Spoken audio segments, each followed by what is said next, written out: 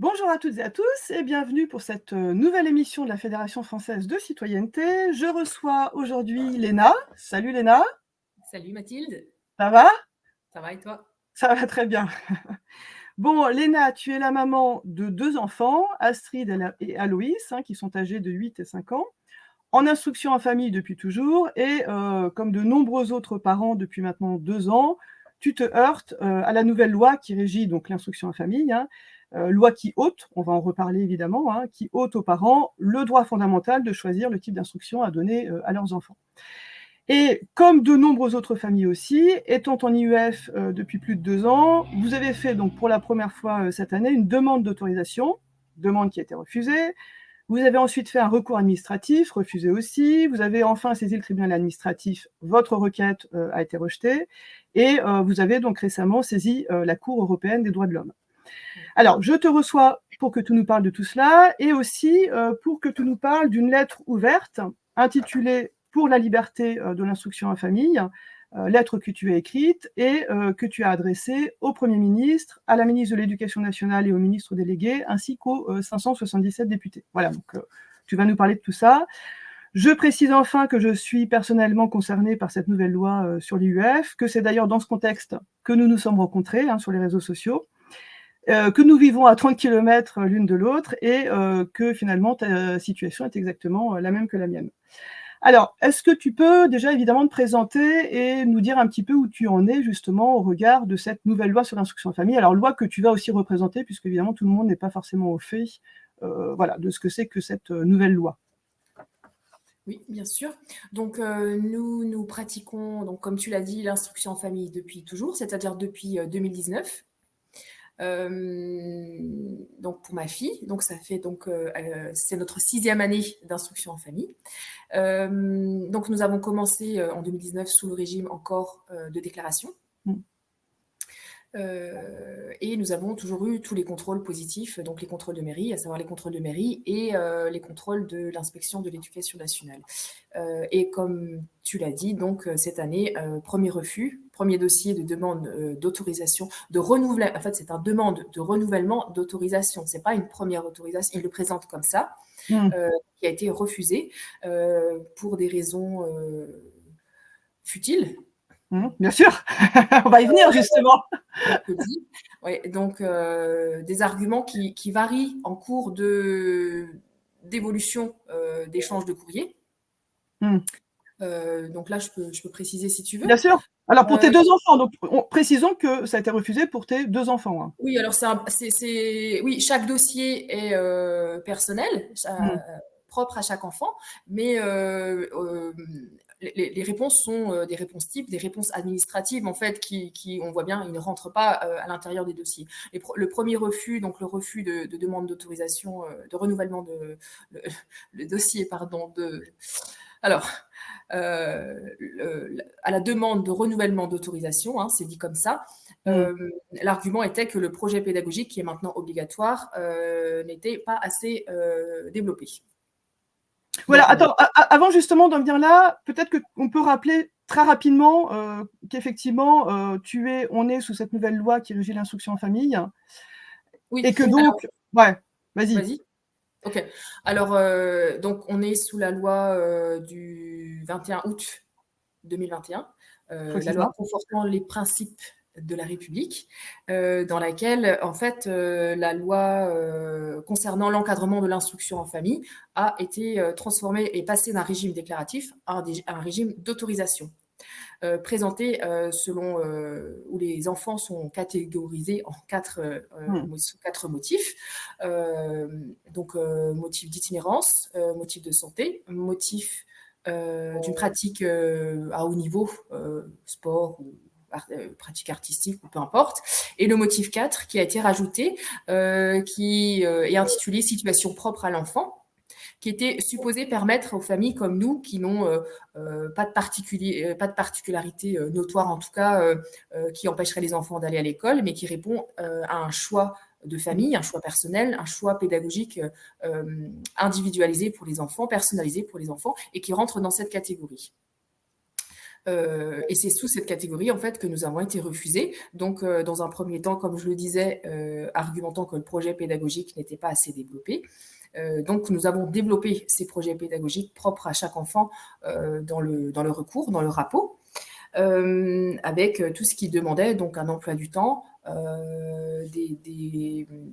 des documents qui montraient la progression des enfants, etc. Donc, on a développé tout ça et on a reçu un rejet, comme tu l'as dit, par rapport à ces recours.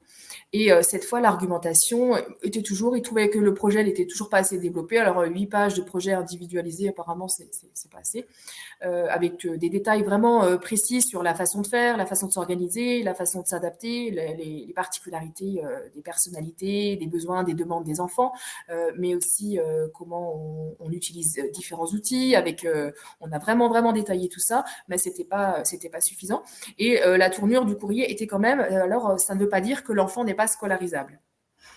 Or, si donc on revient à cette loi confortant les principes de la République, à aucun moment il fallait prouver, ou à aucun moment il était écrit que seuls les enfants non scolarisables ou supposés non scolarisables peuvent bénéficier de l'instruction, en fait. Donc, on a demandé à les rencontrer, donc la direction académique. Et ce qui nous a été refusé, on nous a dit, c'est pas la procédure. Si vous voulez poursuivre, il faut aller au tribunal administratif. Donc, on est allé au tribunal administratif avec un avocat. Comme pour la plupart des familles, en fait, le référé de suspension a été rejeté. A été rejeté. Alors, tu sais sur quel motif le rejet de la requête au niveau du référé de suspension? Ils ont estimé qu'il n'y avait pas urgence, puisque, alors, je rappelle qu'effectivement, là, on rentre un petit peu dans le jargon des tribunaux, mais donc, ouais. Mais bon, il se trouve qu'on est passé par là aussi, et donc dans le cas du référé suspension, effectivement, il faut prouver qu'il y a urgence, et en plus, il faut prouver qu'il y a un doute sérieux sur la légalité de la décision contestée. Donc, nous, par exemple, alors je vais pas parler de mon cas particulièrement, mais on nous a dit non, il n'y a pas de doute sur la légalité, la décision contestée. Donc, du coup, il n'y a pas urgence, quoi. Alors qu'on était à une semaine de la rentrée scolaire. Bon, mais voilà. Toi, tu te souviens sur quel motif ils ont rejeté au niveau du tribunal? Ils ont repris vraiment les différents éléments et ils ont argumenté sur le fait que ils sont restés dans l'idée du non scolarisable. Voilà. Rien n'empêchait les enfants d'aller à l'école, donc il n'y avait pas d'urgence, il n'y a pas d'urgence de statuer sur le sort des enfants à quelques semaines de la rentrée qui était au 2 septembre. Il y avait ça aussi. Mais ils ont repris aussi des arguments, par exemple, comme le fait que nous, on avait écrit dans nos projets pédagogiques que mes enfants sont bilingues en alsacien et qu'on souhaitait garder cette richesse et la développer vraiment au quotidien, même si les apprentissages en tant que tels, les parties en tout cas purement scolaires, se font en français, comme c'est exigé d'ailleurs dans le dossier. Il faut attester sur l'honneur qu'on fait la classe, l'instruction principalement en langue française. Et ils ont statué que le fait que les enfants aillent à l'école n'empêche pas le développement et la pratique de l'alsacien en dehors. En d'autres termes, parler une autre langue que le français, notamment des langues dites régionales, donc qui font quand même normalement partie des richesses de France, c'est pas une priorité. Le périscolaire suffit. Voilà. Donc, ça a été un des arguments également. Sachant que partout ailleurs au monde, on sait quand même que être bilingue, voire plus, c'est une ouverture d'esprit, c'est une richesse, ça permet de mieux comprendre le monde, donc d'être plus tolérant. Enfin, voilà, ça apporte plein de choses, mais ça n'a pas été un argument qui a été retenu du tout. Voilà, entre autres, mais c'était vraiment ce côté, rien ne prouve qu'ils ne sont pas scolarisables. L'école s'adapte. L'école s'adapte aux enfants et donc aucune urgence de statuer sur le sort des enfants. Oui, en fait, ce que tu décris, de toute façon, c'est ce qu'on constate pour beaucoup de familles, puisque, alors, il faut évidemment préciser que notre cas, puisque je suis dans le même cas que toi, mais évidemment, ce ne sont pas des cas du tout uniques, que particulièrement cette année, on a constaté une avalanche de refus, puisque nous étions donc dans cette situation aussi, à savoir qu'on était en plein droit en 2022 et 2023, et que pour la première fois, il fallait donc faire cette demande d'autorisation. Donc là, effectivement, on constate que finalement, on est face à une purge, clairement, de l'instruction en famille. Alors, peut-être que tu vas rajouter des choses sur ta situation personnelle. Oui, allez, vas-y. Je vais juste rajouter sur la question de l'argumentation il n'est absolument pas tenu compte du fait de la continuité, en fait. Ça veut dire que, par exemple, des situations comme nous, ce qui ne veut pas dire que les gens qui font la première demande ne sont pas légitimes, hein, c'est pas du tout ce Bien que je sûr. veux dire, mais on arrive, par exemple, comme moi, une famille où c'est notre 6e année, on commence notre 6e année d'instruction en famille, ça veut dire qu'on sait ce qu'on fait. Bien Ça sûr. s'inscrit dans le temps, sachant qu'une famille qui décide de faire l'instruction en famille, c'est quelque chose qui se prépare, qui se réfléchit. C'est pas quelque chose qu'on fait en passant. C'est du travail, c'est une réorganisation. C'est des familles qui renoncent souvent partiellement ou totalement à une carrière, à une situation financière plus confortable. Des choses comme ça, et des aménagements qui sont faits au profit du bien-être de l'enfant. Donc, quand on vient argumenter la situation propre de l'enfant, il y a tout ça aussi, cette prise en compte de bien-être et de considération de ce qui fait leur personnalité et la situation individuelle de chacun. Et aussi l'argument donc que nous avons toujours reçu des contrôles positifs et que l'inspection d'académique n'a aucune gêne de répondre que c'est pas un argument. Et c'est ce que j'ai mis d'ailleurs dans ma lettre ouverte. La réussite de l'enfant n'est pas un argument. On prône partout la réussite scolaire, etc. Mais quand on dit, bah voilà, ici ça réussit, je rappelle quand même que l'instruction en famille, c'est 98% de succès au contrôle. 98% de succès, c'est quelque chose qu'on ne retrouve pas souvent dans le classement de l'instruction en France, ailleurs. Donc la réussite de l'enfant n'est pas un argument. Voilà. Donc il y avait cet élément-là aussi qui est pas des moindres quand même qu'il faut relever. Cette loi qui vient quand même supposer protéger, lutter contre le séparatisme, mais aussi protéger des enfants qui seraient potentiellement hors circuit ou hors de contrôle, là, la réussite, en l'occurrence, le bien-être de l'enfant, il n'intéresse personne en réalité.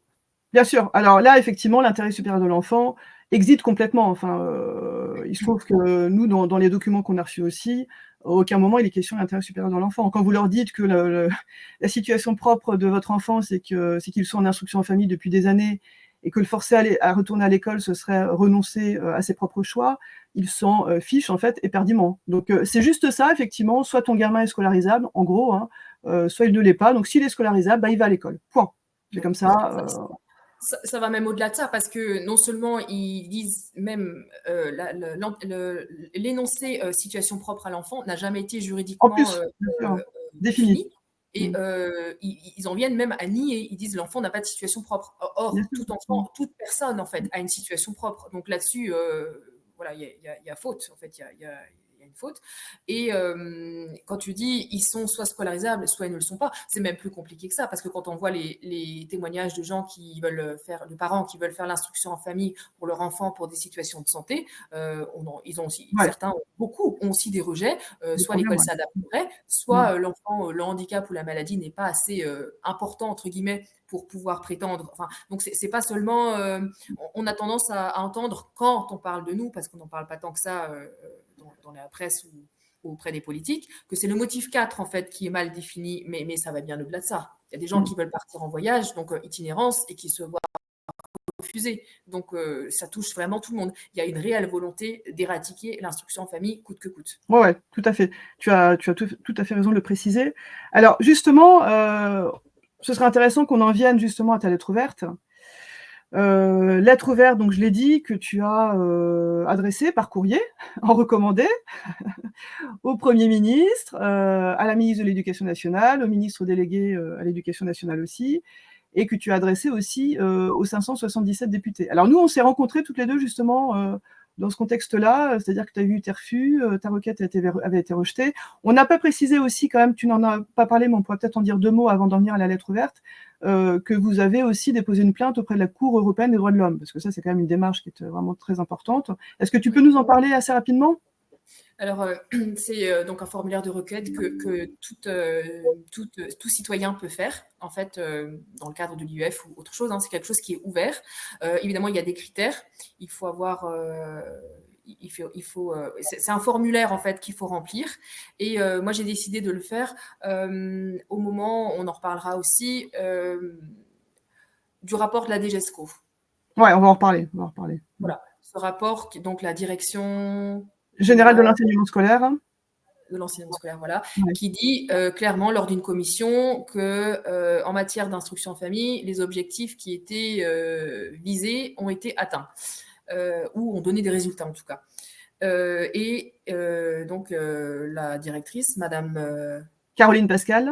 Caroline Pascal, donc, explique que des plus de 62 000 enfants instruits en famille, on est descendu à quasiment 35 000, donc on est revenu à un chiffre pré-Covid. 72 000. 72 000. Tu as dit 62 000. Ouais, 72 000. 72 000. Là, on est revenu à peu près à 35 000.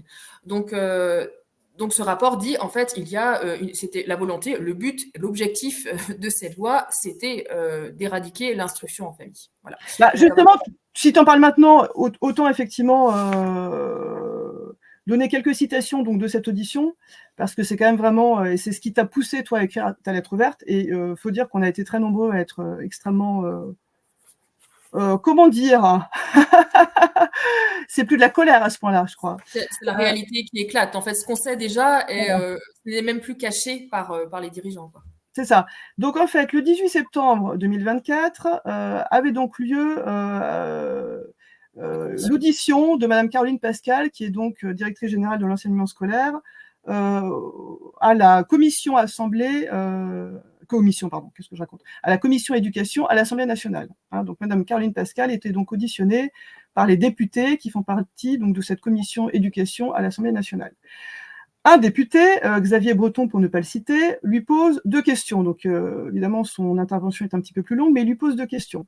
Première question, alors, quel résultat avec ce nouveau régime d'autorisation dans la lutte contre le séparatisme? Puisque comme on l'a dit en introduction, effectivement, cet article 49 qui modifie le régime de l'instruction en famille et donc a été mis dans un véhicule législatif, donc cette loi qui conforte le respect des principes de la République, qui est censée lutter contre, je cite, le séparatisme islamiste. Donc lui, il lui demande effectivement, finalement, des résultats là-dessus.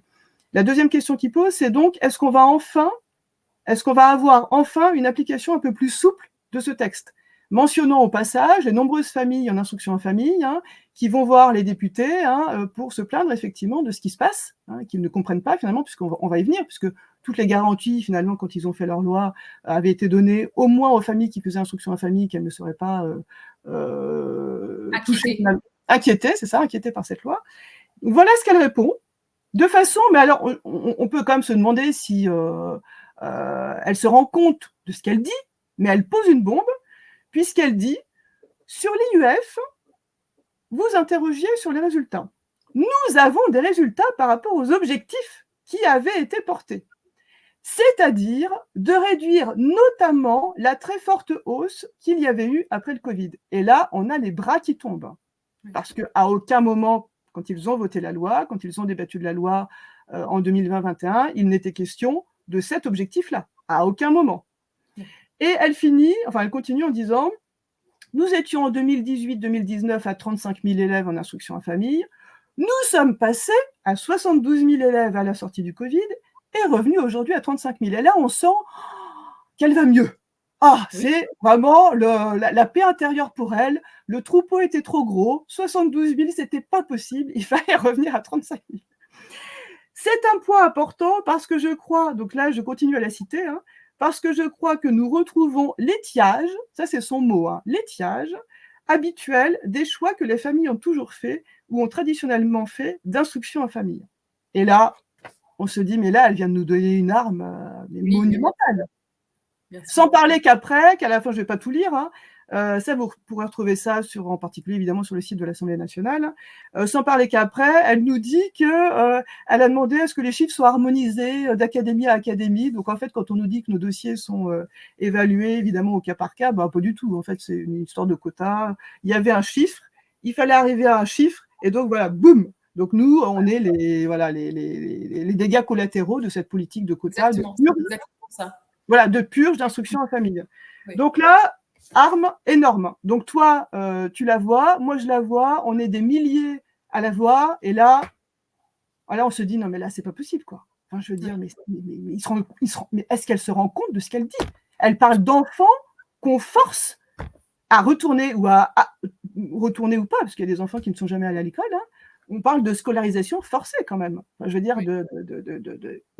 des choses mais incroyables qu'on ne peut même pas imaginer. Enfin, c'est complètement fou. Alors, je te laisse reprendre là-dessus.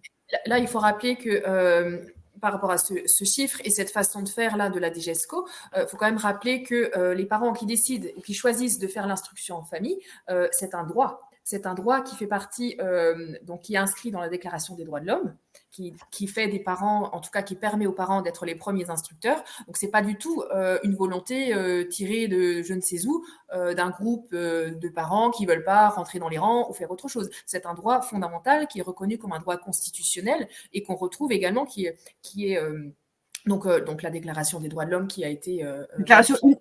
universelle des droits de l'homme. Déclaration universelle des droits de l'homme, mais on retrouve aussi ça dans le traité de New York qui protège l'intérêt supérieur de l'enfant. On trouve ça dans différents textes. C'est un texte qui est reconnu comme étant constitutionnel. Donc c'est d'autant plus grave de s'attaquer à ça. On s'attaque non seulement aux citoyens, aux enfants en particulier, et en premier lieu, les enfants qui ne demandent rien et qui du jour au lendemain se voient complètement retirés de leurs habitudes, de leur façon de faire, qui fonctionnent avec une sociabilisation qui fonctionne très bien, avec une réussite scolaire qui fonctionne, puisqu'on en est à 98% de succès au contrôle.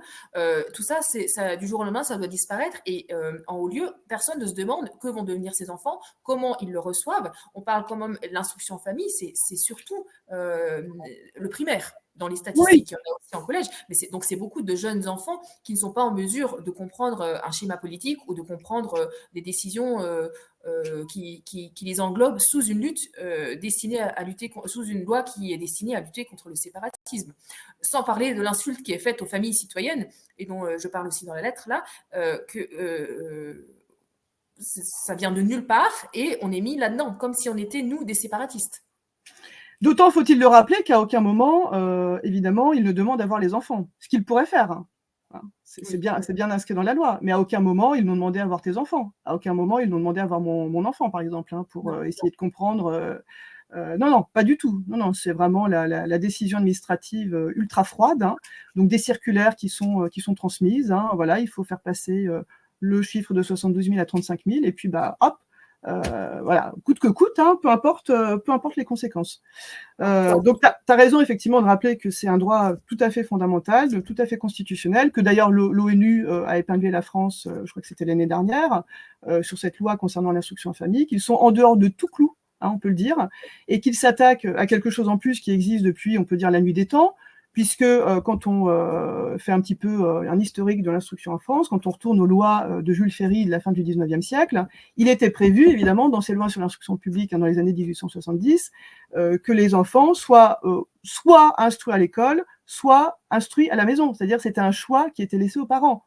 En fait, c'est quand même quelque chose qui date de toujours. Enfin, je veux dire, c'est une nouveauté énorme dans notre société française que de rendre finalement l'école obligatoire, puisque c'est ce qu'ils font de facto en appliquant ces quotas.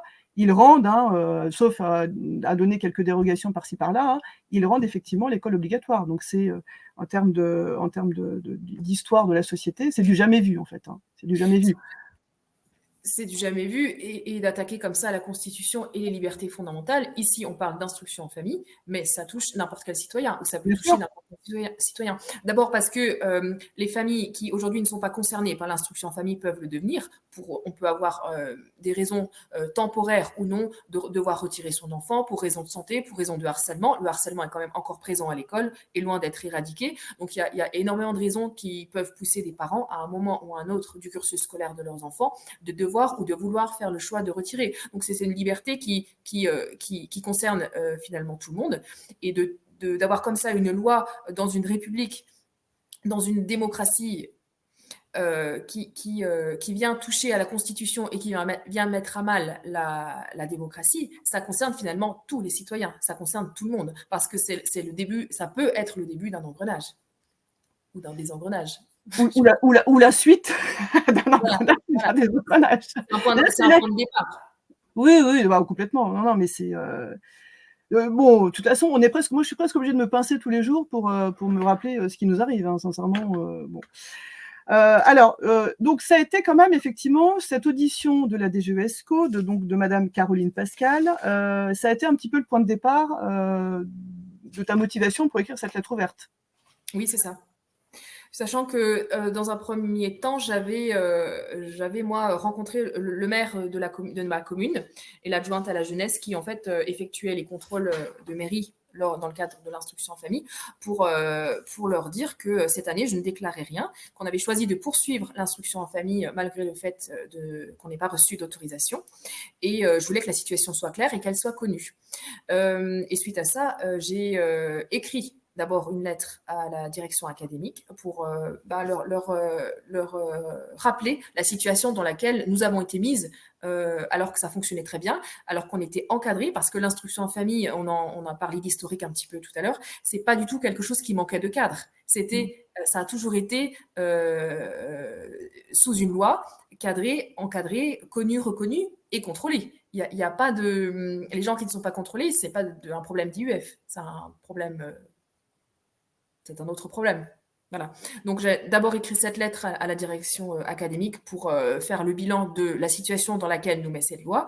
Et ensuite, j'ai écrit à différentes personnes, notamment à la députée de notre circonscription. J'ai eu une réponse très politique, avec un portrait de l'école qui est ouverte, qui s'adapte à tout le monde, à tous les enfants, avec une richesse qui permet l'égalité des chances, une richesse linguistique, enfin, etc.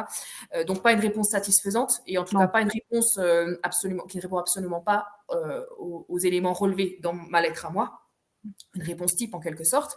Et donc ensuite, j'en suis venue à écrire cette lettre ouverte en me disant qu'il ne faut pas qu'on se décourage, et il ne faut pas non plus qu'on pense que ça ne sert à rien. Il faut continuer de se faire connaître, de porter ce droit. On le fait pour nos enfants, mais on le fait aussi pour que la démocratie soit respectée.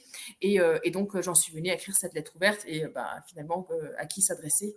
Au ministre, au Premier ministre, au ministre de l'Éducation nationale, puisqu'entre-temps, on a eu un nouveau gouvernement, et à l'ensemble des députés de l'Assemblée nationale, qui, eux, détiennent quand même entre leurs mains deux propositions de loi qui proposent de revenir au régime déclaratif, donc au régime tel qu'il était initialement.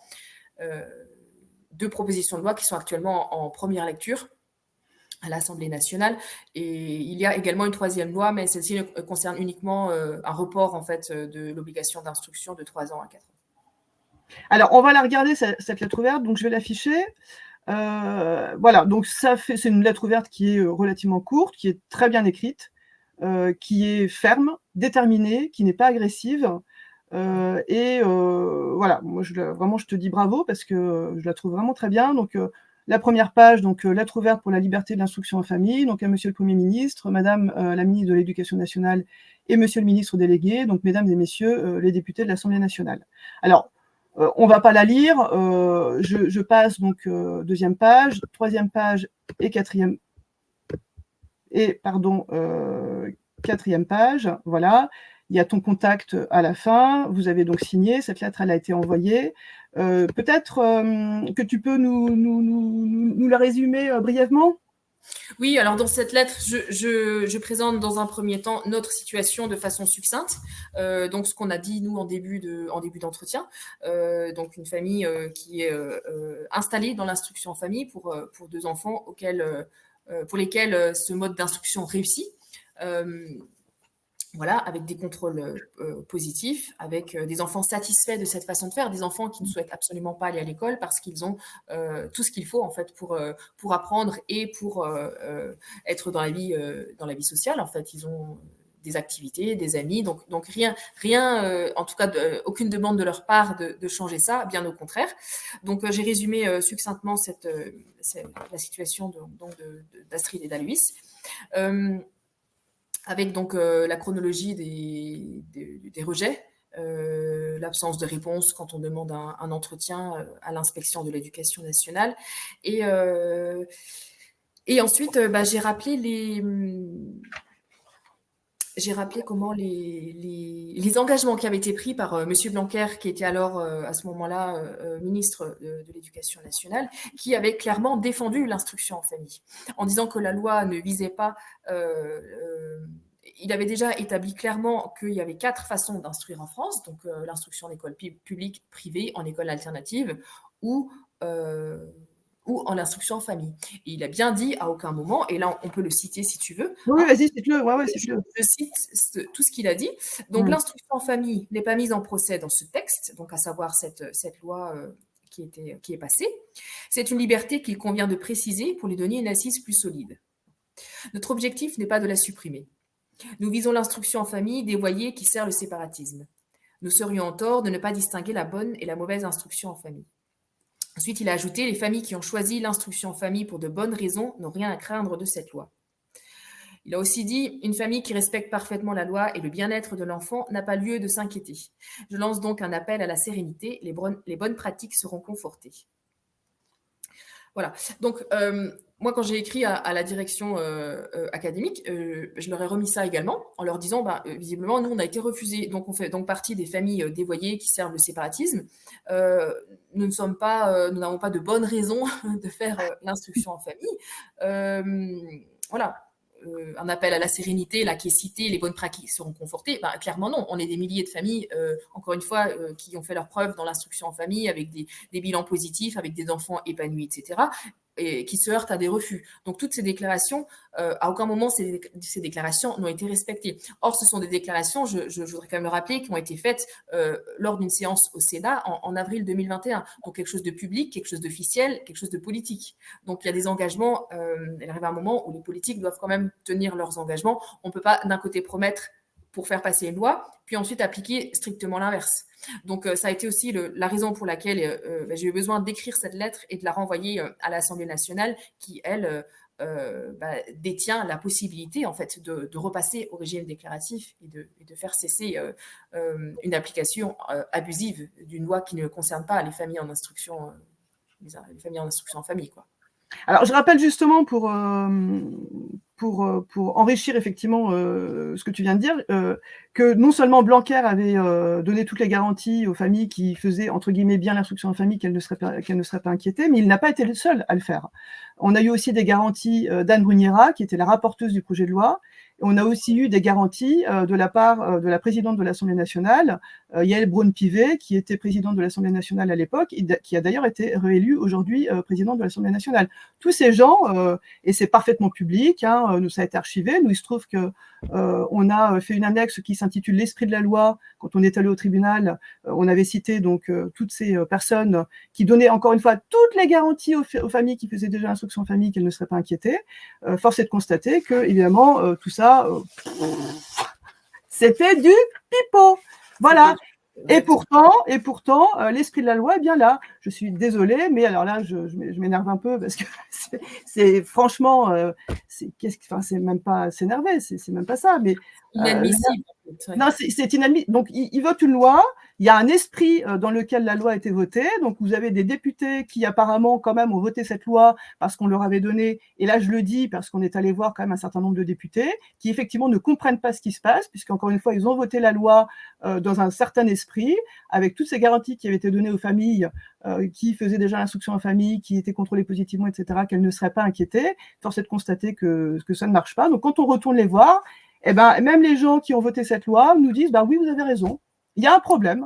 Il y a un problème. Le problème, c'est qu'il y a des gens en ce moment, en particulier évidemment l'éducation nationale, qui marchent sur le législateur. Alors que le législateur, c'est quand même censément être le représentant de l'unique souverain qu'il y a en France, c'est-à-dire le peuple. Voilà, donc on en est à aller voir les députés qui ont voté la loi pour leur dire, mais attendez, déjà cette loi, on peut déjà en dire beaucoup sur le fait qu'il faille demander une autorisation, et même sur ce que vous avez voté, même ça, c'est même pas respecté. Donc, on comprend pas là. Voilà. Donc, c'est effectivement parfaitement inadmissible, et il faut surtout pas laisser les choses en l'état. Je t'ai coupé, mais voilà. Non, c'est bien de compléter. On a aussi des députés qui nous répondent que l'école, en fait, répond à tous les besoins de tous les enfants. C'est probablement des députés qui ne fréquentent pas beaucoup les écoles telles qu'elles sont. Il y a quand même beaucoup d'articles qui sont parus, particulièrement cette année, depuis le mois de septembre, et là, je voudrais préciser que quand on défend l'instruction en famille, il faut faire attention de ne pas faire d'amalgame. On ne fait pas l'instruction en famille parce qu'on est contre l'école. On fait l'instruction en famille parce que c'est un choix, parce que c'est un choix qui nous tient à cœur, parce que c'est une façon de vivre et d'instruire ses enfants, encore une fois, qui fait partie des libertés normalement. Donc, on s'élève pas contre l'école. D'ailleurs, tout ce que nous défendons, j'espère que ça va aussi se répercuter sur les conditions de l'école actuellement en France. Quand on pense au nombre de professeurs manquants, les classes qui n'ont pas d'instituteurs depuis la rentrée, il y en a quelques-unes. On peut aussi citer le mauvais niveau scolaire des élèves et des étudiants en France, tout ça. Donc c'est pas l'instruction en famille, c'est quelque chose qui réussit, c'est quelque chose qu'il faut protéger parce qu'il y a encore beaucoup de choses à améliorer à l'école et l'école n'est à aucun moment l'école est la réponse à tout et pour tous les enfants. Et ça, il y a beaucoup de députés encore qui passent qui balayent ça d'un revers de main en disant l'école de la République, c'est l'école de l'égalité des chances. Dans la réalité, sur le terrain, on sait pertinemment que non. Tout à fait, tout à fait. C'est bon, toujours les mêmes éléments de langage, quoi. On commence à les connaître. Alors, je voudrais quand même juste citer un petit passage de ta lettre ouverte. On va pas la lire. Alors, il faut dire que on va y venir après, mais évidemment cette lettre ouverte, elle est publique, hein. On va justement en parler après. Moi, je voudrais juste citer donc le dernier paragraphe qui dit très simplement, hein, pour le respect de la Constitution et pour nos enfants. Nous demandons donc, d'une part, que cessent les refus abusifs et l'acharnement contre des familles qui ont fait un devoir de ce droit fondamental qu'est la liberté d'instruction, et d'autre part, que la loi soit reconsidérée sans délai pour un retour au régime déclaratif de l'IUF au regard donc des propositions de loi actuellement en lecture à l'Assemblée nationale. Voilà. Donc, cette lettre ouverte, justement, on va y venir. Elle est donc, évidemment, elle est publique, libre à chacune et à chacun de s'en saisir. C'est bien ça? Oui, bien sûr, bien sûr. Bien sûr, si ça peut servir, si ça peut continuer de servir, si déjà elle peut interpeller les politiques, ça c'est le premier but, d'être d'être encore une petite pierre à l'édifice pour faire changer les choses, ça c'est le premier objectif. Après cette lettre, comme tu l'as dit, c'est une lettre ouverte, donc elle est publique. Chaque famille peut s'en saisir pour également l'utiliser, la faire passer, la personnaliser et continuer d'interpeller. En fait, là, elle est faite pour ça finalement. Donc en fait, alors vous verrez donc sur le petit chapeau de la vidéo, vous aurez un lien justement, enfin vous avez un lien qui vous permet d'accéder à cette lettre ouverte.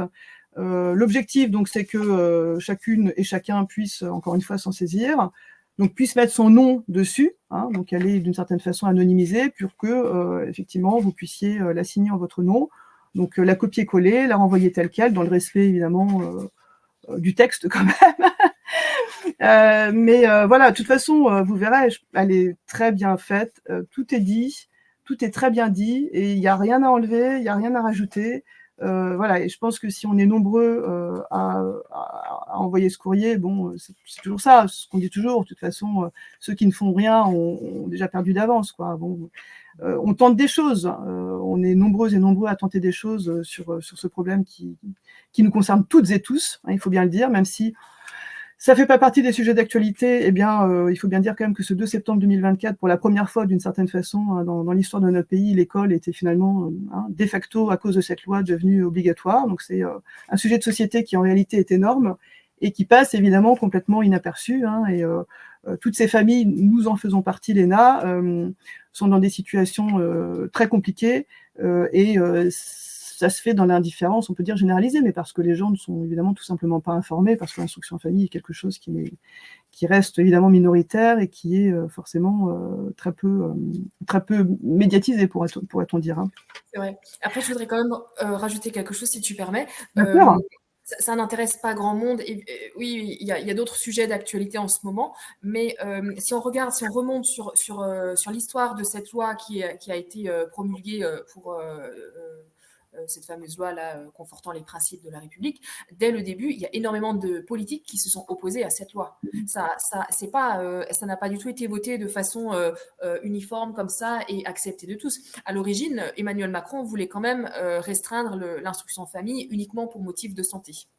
Et tout de suite, il y a eu des politiques et beaucoup de politiques qui se sont élevés contre ça en disant que c'était une atteinte à la liberté. Et si on remonte dans les archives de l'Assemblée nationale, le Sénat s'est toujours opposé à cette loi. Il n'a jamais validé cette loi. C'est l'Assemblée nationale qui avait fini par la voter suite aux promesses de Jean-Michel Blanquer.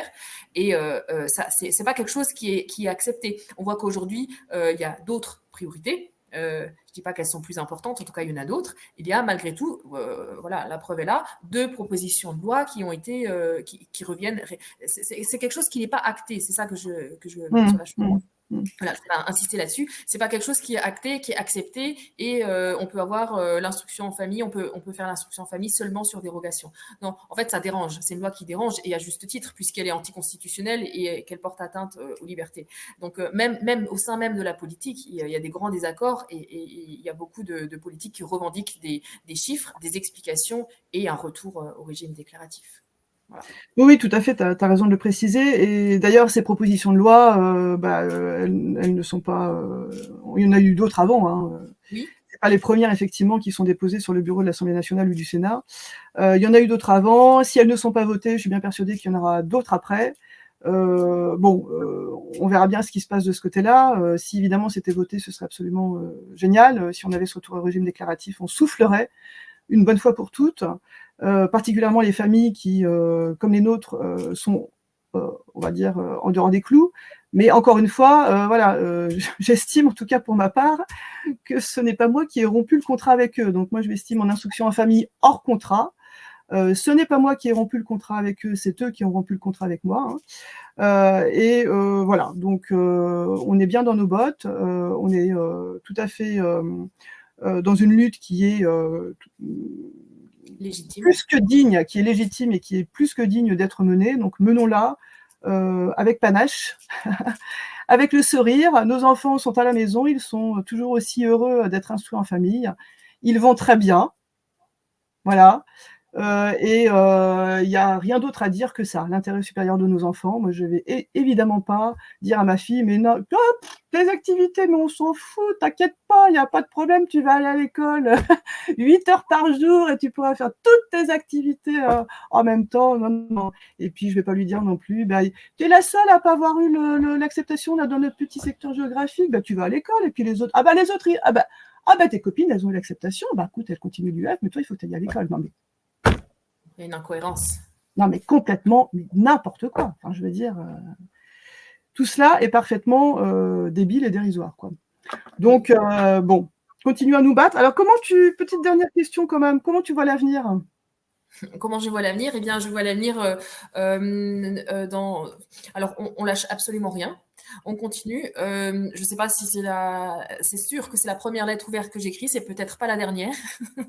Voilà. Faut être déterminé et convaincu de ce qu'on fait. Comme tu dis, que c'est fondé et que c'est légitime. Je voudrais encore dire quelque chose, si tu permets. Moi, ce que j'ai relevé dans cette lettre, ce que j'avais relevé aussi auprès de la direction académique, c'est qu'il y a deux catégories, si on peut dire, où, comme tu dis, toi, tu n'as pas rompu le contrat. Il y a cette loi qui a été promulguée contre la Constitution et contre les valeurs constitutionnelles et les libertés fondamentales, mais il y a aussi l'application de la loi. Des situations comme toi ou moi, on rentre parfaitement dans le motif 4. C'est un dossier administratif où il faut fournir un certain nombre de documents, où il faut argumenter au niveau du projet pédagogique, des choses comme ça. C'est parfaitement clair, net et établi. L'autorisation devait suivre. Le dossier est complet, il répond à tous les critères.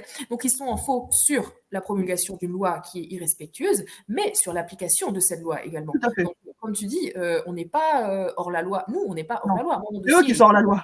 Voilà. Et c'est d'ailleurs pour ça que quand j'ai écrit à la direction académique, je leur ai demandé de reconsidérer notre dossier. Voilà. J'ai pas eu de réponse pour le moment. Écoute, non, mais complètement, c'est tout à fait vrai. Et écoute, on va voir s'il y a des réponses. Il est toujours bon, de toute façon, d'aller voir députés et sénateurs. Hein. Moi, j'ai essayé de voir la députée de ma circonscription. Pour l'instant, a priori, elle juge que ma situation n'est pas urgente. Hein, donc, j'attends sa réponse. On en a vu d'autres sur le département du Finistère, et je l'ai dit tout à l'heure, des gens qui ont voté la loi et qui nous reçoivent en nous disant « mais oui, vous avez raison, il y a un problème ». Pas tous, on est bien d'accord, pas tous. Il y a aussi certains qui disent « mais non, il n'y a pas de problème, cette loi est très bien, tous les enfants doivent aller à l'école, c'est vous les séparatistes, patati patata ». Bref. Ah oui, quand même. Donc, faisons tout ce qui est dans notre possession et dans nos possibilités pour faire avancer les choses là-dessus. On ne peut pas laisser ça en l'état. Et on se tient au courant si, évidemment, tu reçois des réponses de la direction académique, si tu reçois des réponses de la ministre de l'Éducation nationale ou du Premier ministre, on ne sait jamais. J'en attends en tout cas. Ah Très sérieusement, nous attendons de la part de ces gens des réponses sur les sujets que nous venons de soulever et qui sont des sujets extrêmement importants et qui concernent des enfants. Hein. Voilà. Pas plus compliqué que ça. Les enfants en France. Voilà. Donc, est-ce que tu veux rajouter un petit quelque chose ? Non, je pense qu'on conclut bien en disant qu'on attend des réponses, mais des réponses réelles, pas des réponses politiques creuses, comme on a l'habitude de recevoir. Je voudrais vraiment que les éléments du courrier soient repris avec des vraies réponses. Je voudrais surtout pas recevoir une lettre qui m'explique que l'école en France répond aux besoins de tous les enfants, par exemple.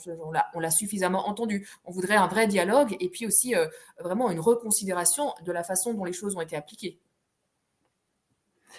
Bon, bah écoute, sur ces bonnes paroles, on se dit à bientôt. À bientôt. Et puis, évidemment, tu reviens quand tu veux.